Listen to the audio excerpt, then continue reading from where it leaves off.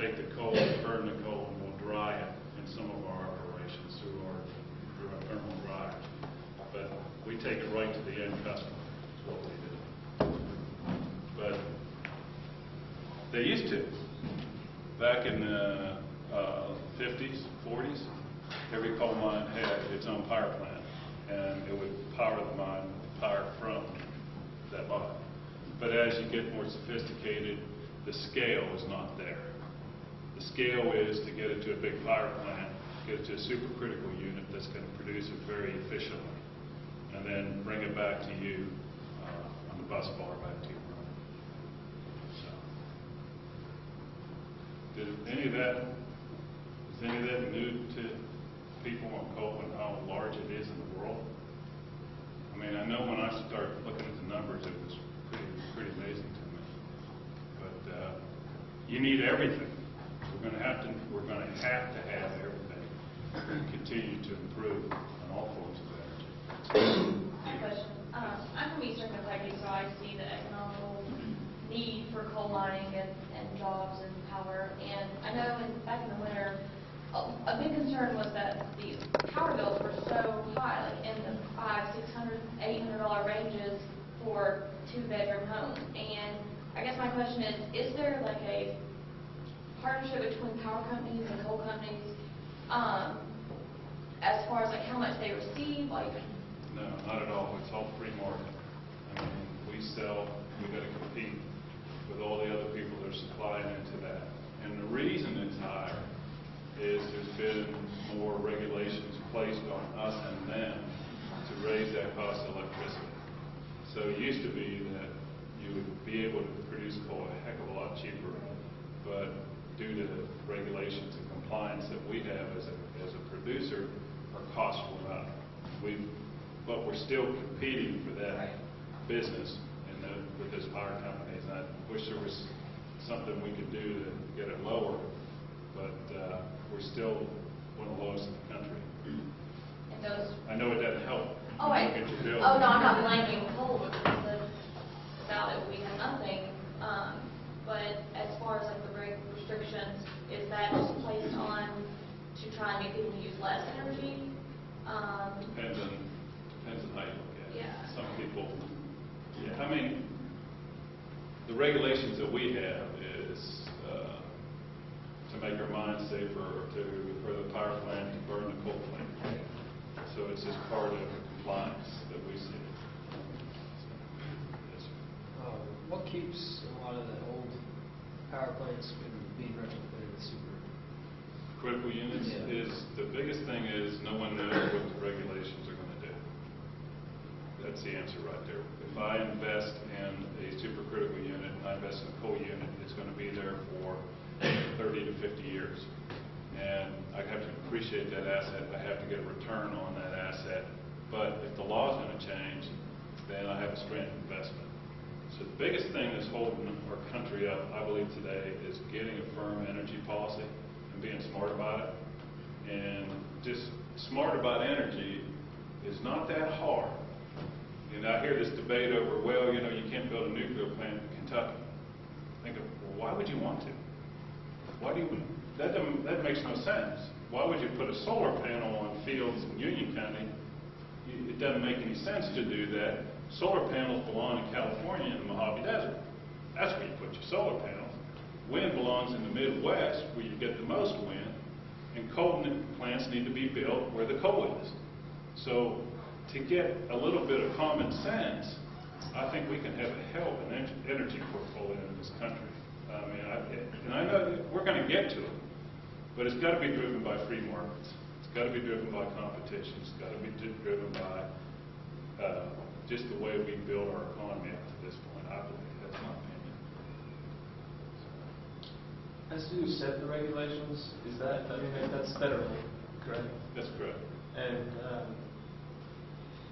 I guess what sort of is their end goal with that? Are they wanting us to be more green? Are they wanting us to?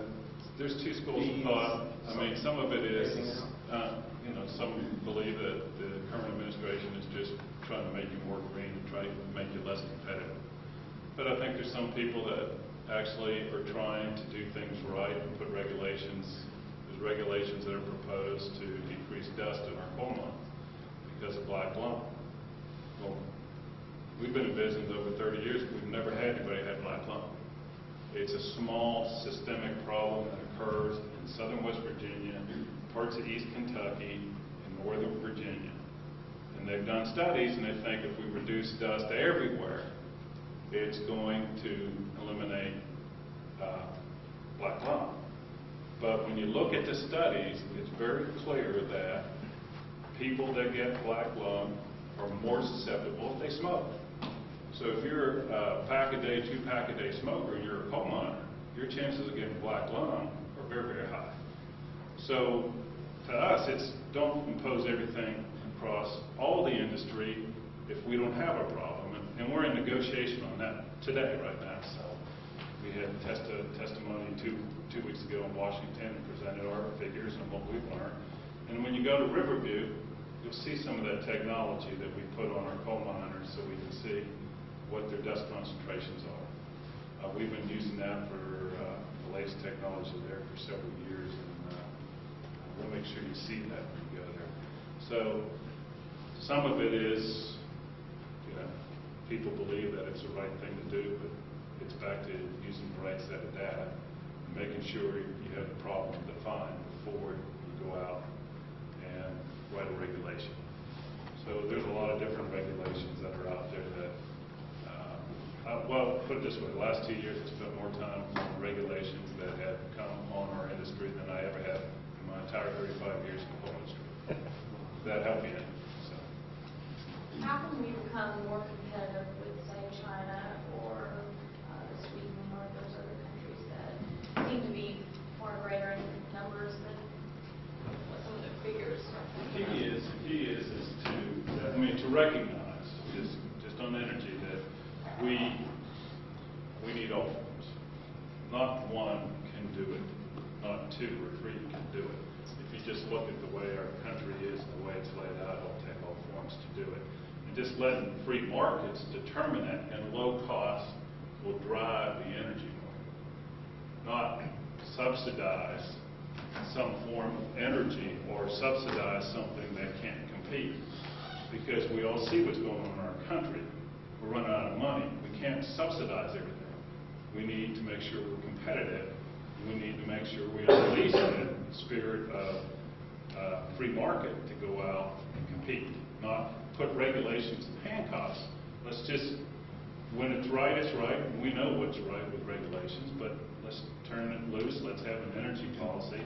Let's try to incentivize what built this country, which is free market and ingenuity. Because the supercritical plants are built in China. Where do you think that came from? Came from this country. But they're better at it now. Why? Because they've been building like crazy for the last 5 years, and we've only built 3. They've built 30. So they're going to be better than we are because they're applying the technology and refining it. I don't know if I answered your question.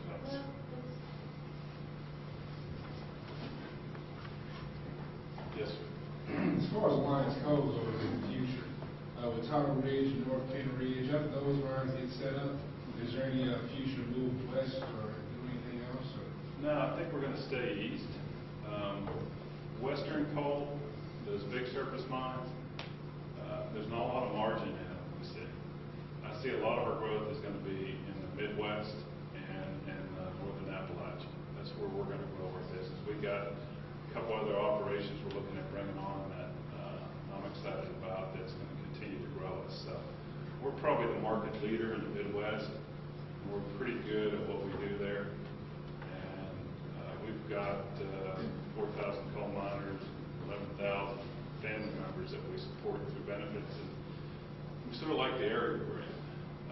We may look overseas. There are opportunities in different countries. We've talked about that. And as they come up, we're going to take a look at them.